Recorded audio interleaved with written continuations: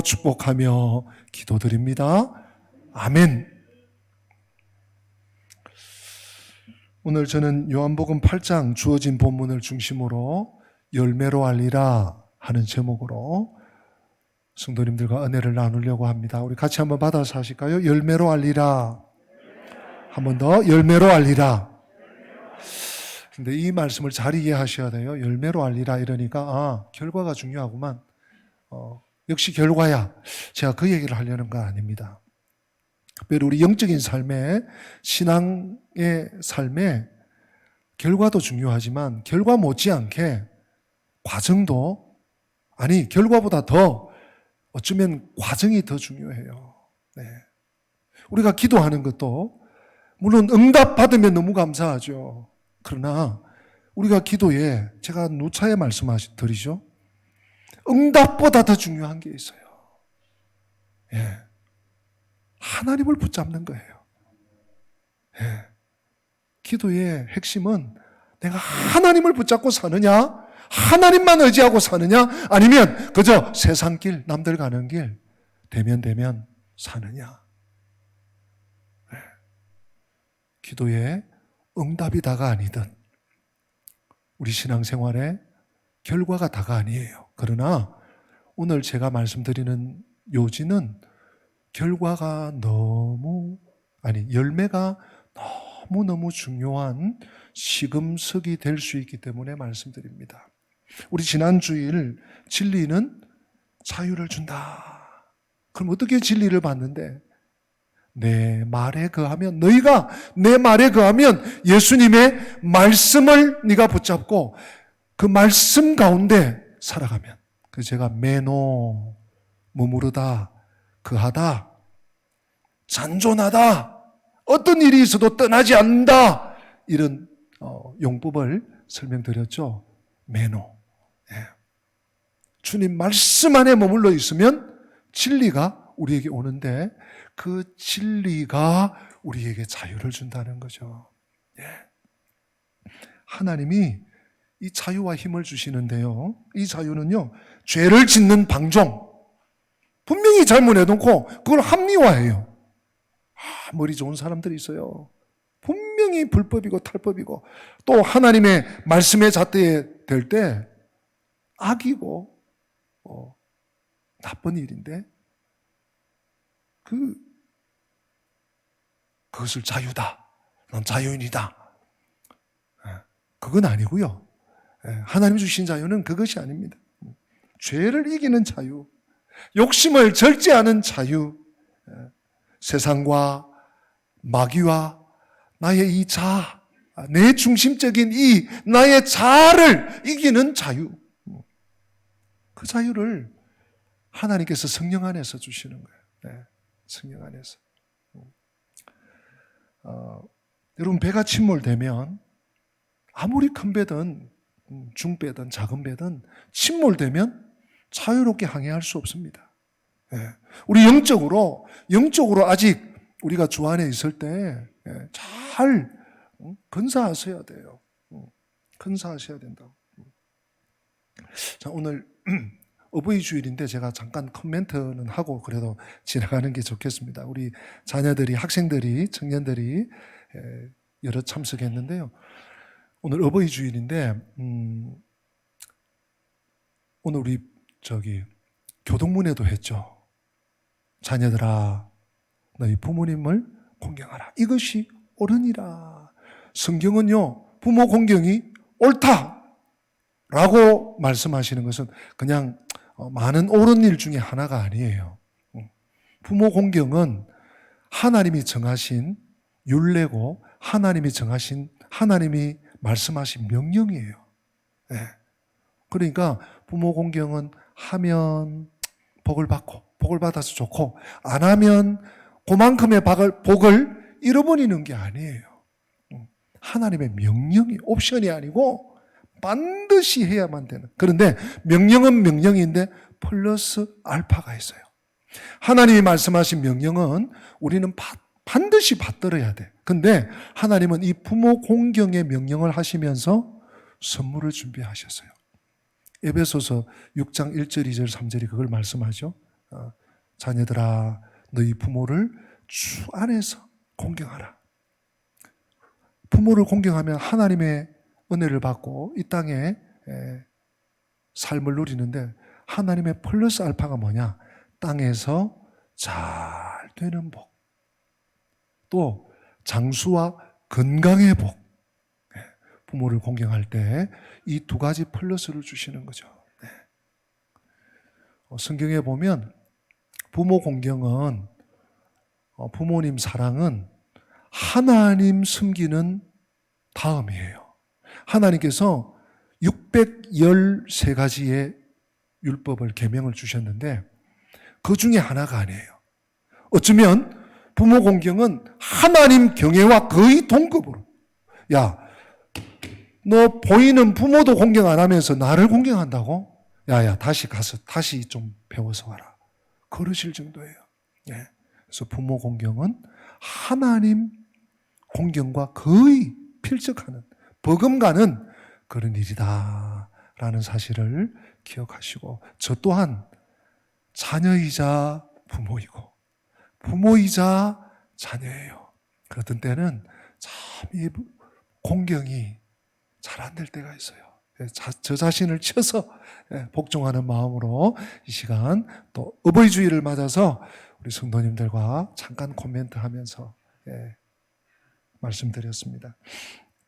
요한복음 본문을 계속 좀 이어가면, 그래서 우리 지난 주일날 이 진리가 자유를 준다 그랬는데, 그러면 역으로 이 진리가 없으면 어떻게 되나요? 진리를 받지 않아. 내 말에 거하면 진리가 너희 안에 있는데 그 진리가 너희를 정말 자유인 되게 한다 했는데, 진리를 내가 거부해. 나에게는 진리가 없어. 즉 하나님 말씀을 들었는데, 뭐 하나님 말씀은 말씀이고 나는 나대로, 나는 내 식으로, 이렇게 되면 어떻게 될까요? 37절, 오늘 본문 바로 앞에 절에 나와요. 우리 한번 확인하고 갑시다. 37절 같이 읽습니다. 시작. 나도 너희가 아브라함의 자손인 줄 아노라. 그러나 내 말이 너희 안에 있을 곳이 없으므로 나를 죽이라. 너무 조금 이렇게 소설하실 것 같지 않습니까? 예수님께서, 야, 내가 지금 너희들에게 하나님의 복음을, 하나님께, 아버지께 받은 말씀을 너희들에게 전달하는데 너희들이 내 말을 안 받는다. 주님의 말씀이 내 안에 머무르지 않으면 진리가 없습니다. 진리가 없으면 어떻게 되느냐? 하나님을 거역하게 된다는 것입니다. 이게 치명적입니다. 그냥 뭐 남이 아는 거 내가 좀 모를 수도 있고, 내가 뭐 나한테 있는 거 나한테 좀 없을 수도 있고, 그 정도면 그냥 웬만하겠는데, 하나님의 말씀이 나에게 없어? 진리가 없어?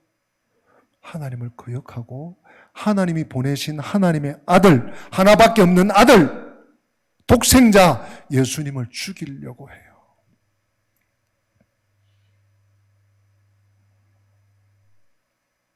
그랬더니 유대인들이 가만히 있질 않아요. 더 적개심을 가지고 반발을 합니다. 우리 39절, 오늘 첫 구절인데요. 우리 39절도 한 번 더 읽어보십시다. 시작. 대답하여 이르되 우리 아버지는 아브라함이라 하니 예수께서 이르시되 너희가 아브라함의 자손이면 아브라함이 행한 일들을 할 것이거늘. 아멘. 바로 이 부분이에요. 너희가 아브라함의 자손이라고? 자녀들이라고? 그럼 아브라함이 한 행동을 해야지. 아브라함의 그 삶의 열매가 너한테도 나와야지. 지금 주님께서 그 말씀을 하시는 거고요. 유대인들은 자신들이 아브라함의 자식이라고, 아브라함의 후예라고 예수님에게 떡 자부합니다. 그 정도가 아니에요. 오늘 41절에 보면 우리는 하나밖에 안 계신 하나님의 자녀들이다. 하나님의 자녀들이다. 와, 얼마나 당당한지 몰라요. 여러분, 그거 아십니까? 죄 가운데 있는 사람은요, 내가 지금 하고 있는 것이 죄인지 나쁜 건지 잘 몰라요. 탈선일도로 가는 사람은 그것이 탈선을 했는지 몰라요. 그러니 우리가 볼 때는 저거 아닌데, 저러면 안 되는데, 야, 어떻게 뭐라고 알려줄 수도 없고, 정말 안타까운데 몰라요.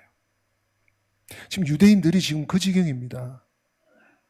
예수님과 대화를 하는데 접점이 없어요. 예수님이 무슨 말씀을 하면 알아들으려고도 안 하고, 알려고도 안 해요. 알고 싶어 하지도 않아요. 계속 헛바퀴를 돕니다. 주님께서 너무 안타까워서 이렇게 말씀하셔요. 41절에 너희는 너희 아비가 행한 일들을 하는도다.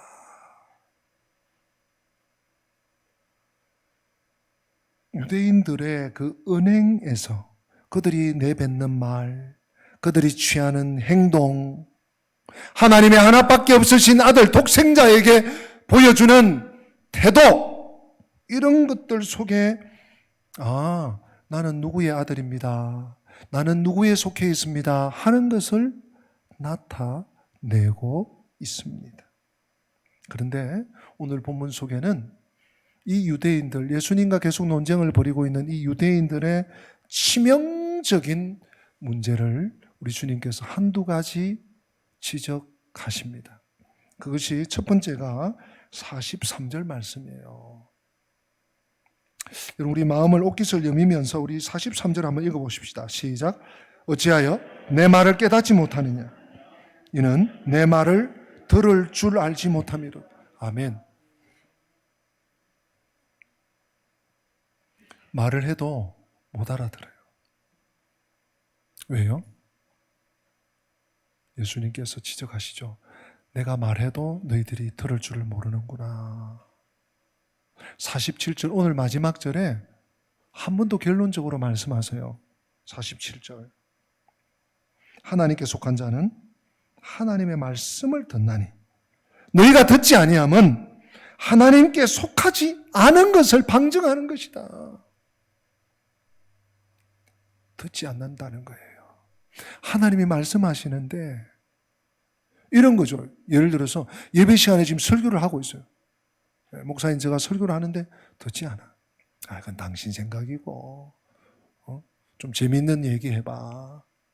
내 생각은 틀려. 이러고 있는 거죠. 우리 중에는 그런 분이 아무도 안 계시죠. 그런데 유대인들은 예수님이 지금 말씀하시는데 듣질 않아.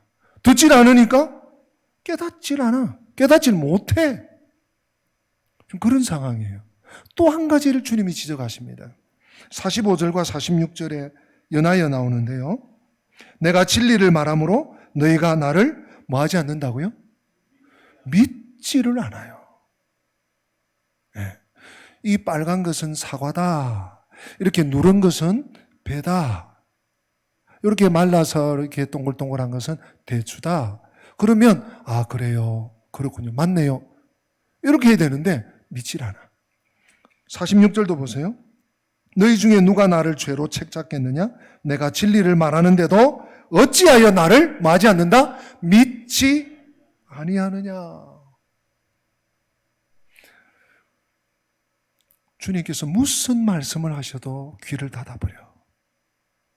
주님이 진리, 참된 것. 여기 진리란 말은 이렇게 영고불변의 어떤 그런 진리도 되지만 주님이 참된 것을 말하는 난하주에 보면 그렇게 되어 있죠. 참된 것을, 사실을 있는 그대로를 알려주면 그렇군요. 빨간 건 사과군요. 예, 노란 건 배군요. 귤이군요. 이렇게 하면 되는데 인정하지 않아요. 예. 오늘 주님께서 충격적인 말씀을 하세요. 여러분도 읽으시면서 좀 깜짝 놀랐죠? 아니, 이 말씀이 여기 있었나? 사실 이런 부분을 읽으면서 좀 충격이 돼야 돼요. 우리 오늘 정말 어마어마한 말씀을 주님이 하시죠. 44절입니다. 우리 다 같이 한 번 더 읽어보십니다. 너희는 너희 아비 마귀에게서 났으니 너희 아비의 욕심대로 너희도 행하고자 하느니라. 그는 처음부터 살인한 자요 진리가 그 속에 있으므로 진리에 서지 못하고 거짓을 말할 때마다 제 것으로 말하나니 이는 그가 거짓말쟁이요 거짓의 아비가 되었습니다. 아멘. 너희 아비 마귀다.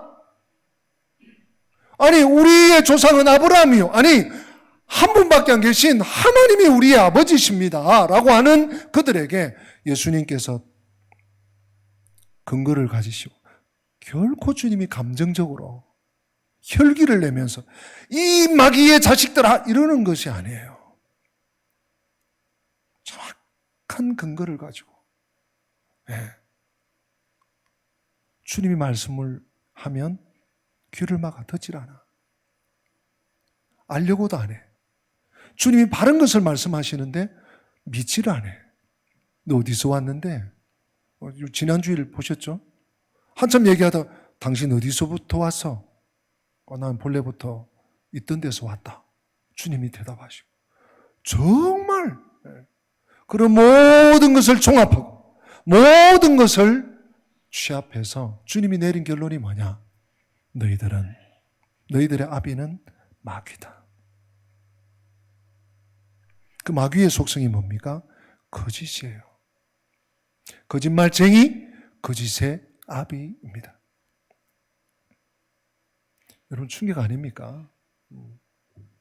우리는 이 주님의 지적 앞에 주님께서 이런 표현은 다른 곳에서 잘 쓰지 않습니다. 마귀를 인용하실 때 주님께서 야 마귀가 너에게 들어갔구나 이렇게 말씀하시지 이 정도까지 말씀 안 하셨어요. 굉장히 드문 말씀입니다.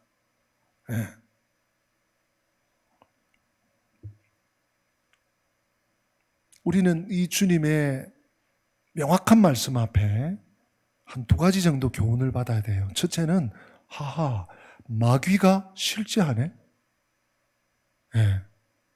지금 이 유대인들이 마귀라고 한 것이 아니라 마귀의 자식이라는 거죠. 마귀의 철저한 영향권 아래 있다는 것이죠. 마귀의 그 거짓을 뿌리는 일에 너희들이 동조하고 있다는 것이죠. 주님의 안타까움입니다. 우리 이 말씀 앞에 혹시 우리 중에 마귀가 있습니다. 귀신이 역사합니다. 악한 영이 성도들을 괴롭힙니다. 하는 말을 그냥 이해만 하고 무슨 그런 일이 있어. 저 서양의 드라큘라? 우리 전통적으로 하얀 소복을 입고 머리를 풀고 막 으시시한 그런 게 아니에요.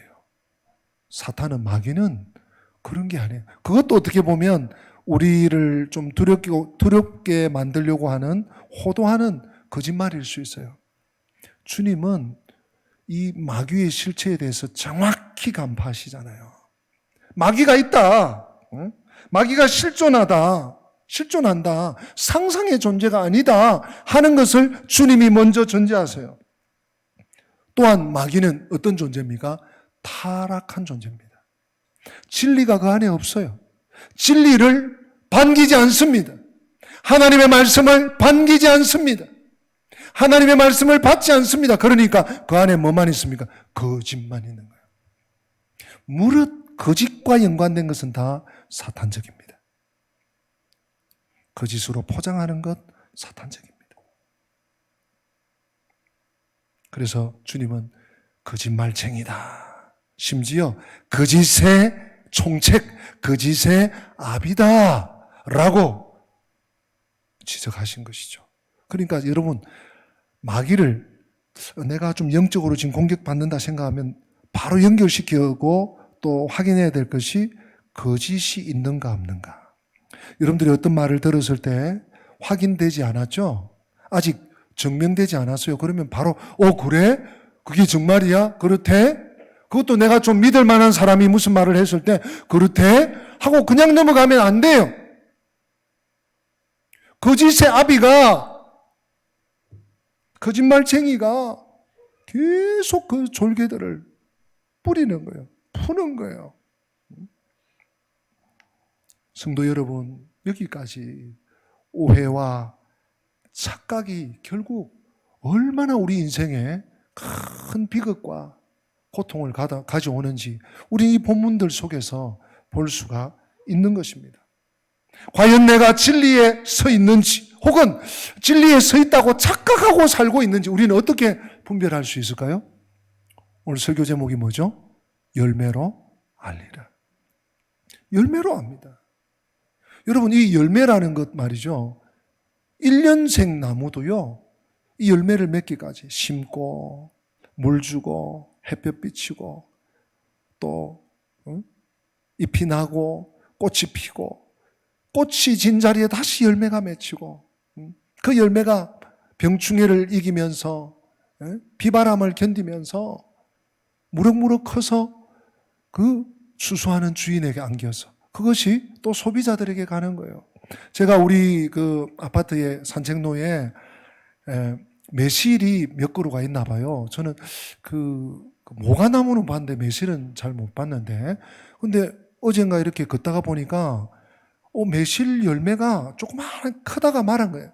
그게 바람이 며칠 불었지 않습니까? 떨어진 거예요. 아이고 아까워라.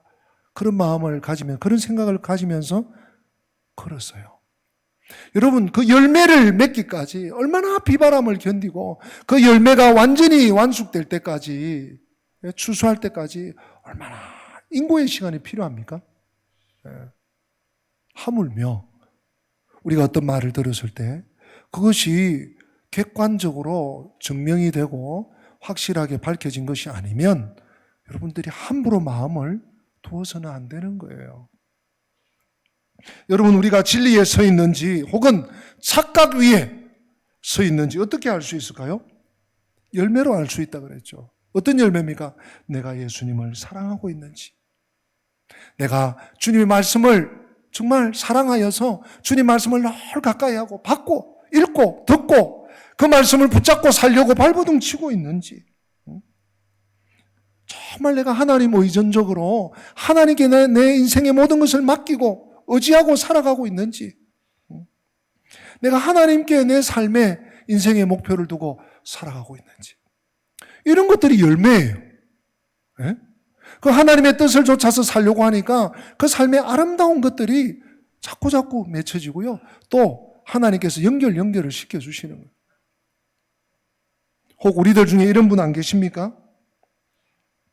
세상을 사랑하고 죄에 한 번, 두 번, 세 번, 네 번 자꾸 죄에 곁을 주고, 그래서 죄에 자꾸 패배하고 쓰러지고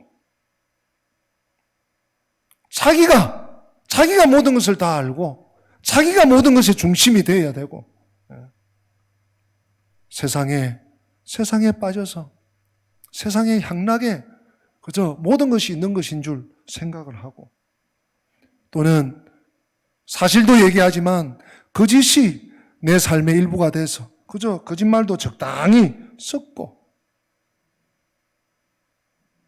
사랑하는 성도 여러분, 오늘 우리 주님께서 너희 아비는 마귀니라, 거짓말장이요 거짓의 아비다 라고 하신 말씀이 2000년 전 유대 공동체, 유대교를 추종하던 사람들에게만 주신 말씀이라고 우리가 손가락질하고 에이 저것들 저 사람들 못난 사람들 하고 말 수 없는 말씀이에요. 오늘날 나는 어떤 열매를 맺고 살아가고 있습니까? 오늘날 나는 내 말에, 내 행실에, 내 삶에 어떤 열매를 맺고 그것을 지켜나가면서 살아가고 있습니까? 그 열매가 내 입술의 열매, 내 삶의 열매, 내가 일상에서 맺는 이 열매가 내가 누구의 자녀인지를 표방한다는 거 여러분 기억하셔야 됩니다. 우리 주님은 열매 얘기를 여기만 하신 것이 아니에요. 우리 같이 한번 살펴보겠습니다. 마태복음 7장 15절부터 20절인데요. 제가 좀 앞에 읽고 17절, 18절 우리 같이 읽겠습니다. 거짓 선지자들을 삼가라. 양의 옷을 입고 너희에게 나아오나 속에는 노략질하는 일이라. 그들의 열매로 그들을 알지니 가시나무에서 포도를 뜨는 엉겅퀴에서 무화과를 따겠느냐. 같이 이와 같이 좋은 나무마다 아름다운 열매를 맺고 못된 나무가 나쁜 열매를 맺나니 좋은 나무가 나쁜 열매를 맺을 수 없고 못된 나무가 아름다운 열매를 맺을 수 없느니라. 제가 계속 읽을게요. 아름다운 열매를 맺지 아니하는 나무마다 찍혀 불에 던져지느니라. 이러므로 그들의 열매로 그들을 알리라. 그 사람의 얄팍한 속임의 말로 그 사람을 다 알 수 있는 게 아니에요. 여러분 어디에서도 이 말씀을 적용하시고 시금석으로 삼으셔야 됩니다. 또 한 구절이 더 있어요. 야고보서 3장 13절부터 18절인데요. 제가 13절부터 쭉 읽다가 17절, 18절 중요한 말씀 나오는데 우리 같이 합독하겠습니다. 제가 13절부터 좀 읽습니다. 너희 중에 지혜와 총명이 있는 자가 누구냐? 그는 선행으로 말미암아 지혜의 온유함으로 그 행함을 보일지니라. 그러나 너희 마음속에 독한 시기와 다툼이 있으면 자랑하지 말라. 진리를 거슬러 거짓말하지 말라. 이러한 지혜는 위로부터 내려온 것이 아니요 땅 위의 것이요 정욕의 것이요 귀신의 것이니 시기와 다툼이 있는 곳에는 혼란과 모든 악한 일이 있음이라. 다 같이 오직 위로부터 난 지혜는 첫째 성결하고 다음에 화평하고 관용하고 양순하며 긍휼과 선한 열매가 가득하고 편견과 거짓이 없나니 18절 화평하게 하는 자들은 화평으로 심어 의의 열매를 거두느니라. 아멘. 이건 우리 주님과 똑같은 말씀을 하고 있잖아요. 야고보 선생님. 우리 주님의 말씀과 똑같아요. 악한 자들이 하는 거는요, 다 이게 사실입니다. 이게 맞습니다. 라고 설레발을 쳐도 그것이 결국은 사실 유무와 상관없이 다 분리하는 거예요. 사람들을 다 조각조각 잘라내는 거예요. 분열시키는 거예요. 시기와 다툼을 계속 만드는 거예요. 또 거짓을 계속 재생산해요. 그런데 진리의 열매는 무엇입니까? 화평한 거예요. 나보다 남을 먼저 배려해 주는 거예요. 화목한 거예요. 내가 좀 이렇게 드러나지 않아도, 내가 좀 가리워져도 교회가 또 다른 사람이, 연약한 사람이 보호받고 혜택을 받으면 나는 같이 박수를 쳐주고 같이 기뻐하고 같이 감사하고 하나님께 영광을 올려. 이게 열매예요. 사랑하는 성도 여러분, 여러분들이 어떤 말을 들을 때 확인이 안 된 문제를 섣불리 판단하시면 안 돼요. 언제까지? 열매를 볼 때까지. 그 사람이 한 말의 열매, 그 사람이 하는 행동의 열매, 그가 하는 어떠한 일상에서의 열매를 보신 후에 또 모든 것이 확인이 된 후에 결정을 해도, 판단을 해도 늦지 않아요. 오늘 주님께서 유대인들과 참 깊은 얘기를 나누셨어요. 그런데 열매를 봐야 알겠다. 너희들이 지금 어디에 소속되어 있는지, 말은 우리의 아버지가 아브라함이다. 우리는 한 분밖에 없는 하나님의 자녀들이다 라고 하지만 너희들의 행동은 영락없는 마귀의 자식이다. 거짓의 아비, 거짓말쟁이, 거기에 속한 자라고 주님이 판단을 내리셨어요. 오늘 이 말씀 앞에 그때 그 사람들 못나서 하지 마시고 오늘 내가 늘 말씀 앞에, 믿음 앞에 하나님 중심으로, 말씀 중심으로, 교회 중심으로 끝까지 진력하면서 달려가는 우리 영광의 가족들 다 되시기를 주님의 이름으로 부탁하고 축복합니다. 우리 다 같이 기립하십니다.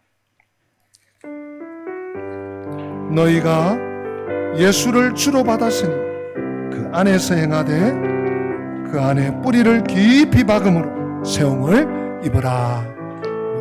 가사의 뜻을 생각하면서 찬양합니다.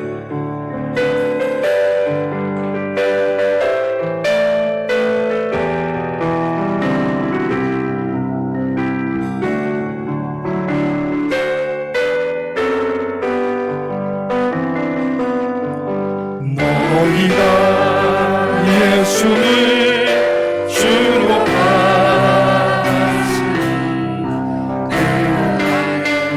그 행하되 그 안에 뿌리를 깊이 박음으로 세운 이브라 주께서 주신 교훈대로 기대에 굳게 서서 너희 맘에 기쁜 곳에 감사 넘치게 하라. 너희가 예수와 다시 살았으니 너희가 예수와 다시 살았으니 위의 것을 구하라. 아멘. 거기는 주께서 하나님 우편에 앉아 계시느니라.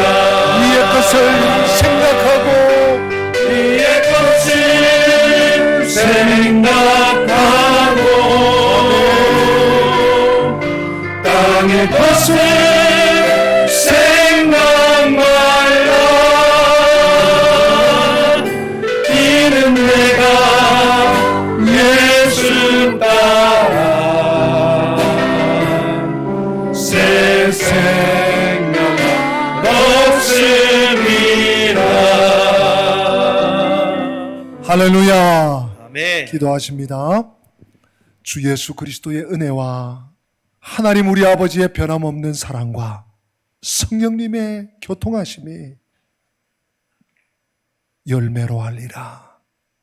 열매를 보아야 확인되리라는 주님 말씀 마음판에 새기고 예수 안에, 주 안에, 믿음 안에, 성령 안에 아름다운 열매로 나의 나됨을, 나의 하나님 자녀됨을 증거하는 복된 삶을 살기 원하는 주의 백성들 머리머리 위에, 저들의 앞길 위에 지금부터 영원토록 함께 계실지어다. 아멘.